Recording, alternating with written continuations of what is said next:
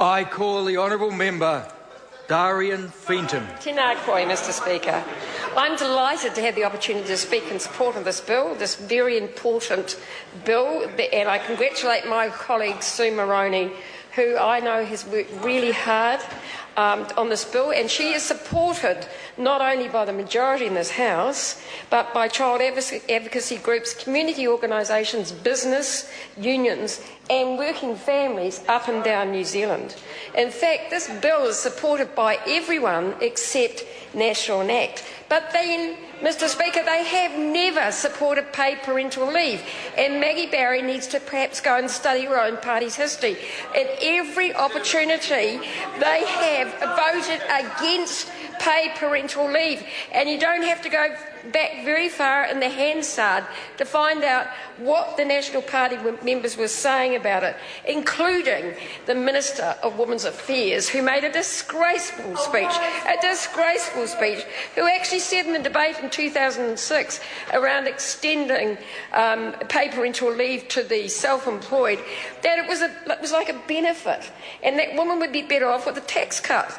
And it was just extending welfare all the time. I mean, disgraceful stuff that we've heard from the Minister of Women's Affairs tonight. And then we've heard the National Party blaming women and children for the global financial crisis. Can you believe it? Can you believe it? I have heard everything now. The truth is, Mr Speaker, this government would far rather waste money on tax handouts to people who didn't really need them than investing in future generations by ensuring that they have the best start in life.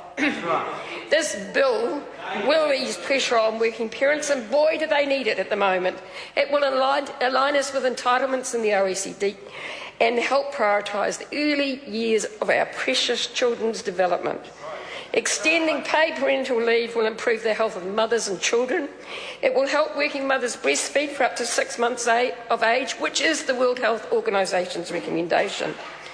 It also helps prevent premature return to the workforce on the basis of financial stress. It enables women to stay connected to the workforce but have a reasonable time off with their newborn babies. Paid parental leave is an issue about families and children, but it's also a work rights issue. The need for paid parental leave has sharpened over the last 20 years as more women have entered the workforce. And here I want to acknowledge all the women and men throughout New Zealand who've campaigned for at least 20 years for paid parental leave. And the campaign goes on. Paid parental leave gives the worker the right to take time out to recover from birth, to establish breastfeeding and to bond with their baby. And we do that by paying an entitlement that minimises the economic impact that forces parents to return to work before the time is right. We now know from a number of evaluations that our current 14 weeks paid parental leave is too short. Parents are returning back to work early because of economic pressures, and the negative impact of that cannot be exaggerated. There are strong and proven and employment reasons for having longer paid parental leave. The goal of paid parental leave is to support both the maternal health of the mother and the baby, but the current length of paid parental leave in New Zealand doesn't do it adequately. People tonight have said that most other OECD countries offer longer periods of paid parental leave than New Zealand, and many provide leave at a higher proportion, including Australia, that has now moved to 18 weeks, paid at a higher rate than New Zealand's, Mr Speaker. But unfortunately, since National became the government in 2008, they have done the bare minimum on paid parental leave. The amount has increased because it had to under the bill. It's an automatic increase. You're talking about $20 a week over some periods of time. It's only provided for cost of living increases, as it had to under the bill. After being a world leader when paid parental leave was introduced in 2002, extended in 2005, New Zealand's now lagging behind, and we know that New Zealand has been criticised just last week in CEDAW internationally because of our record on not only on progress for women but also on paid parental leave.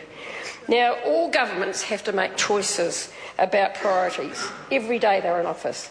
We say this government is making the wrong choices and priorities. They are wasting money on foolish ventures, on consultants, on a crazy asset sales scheme.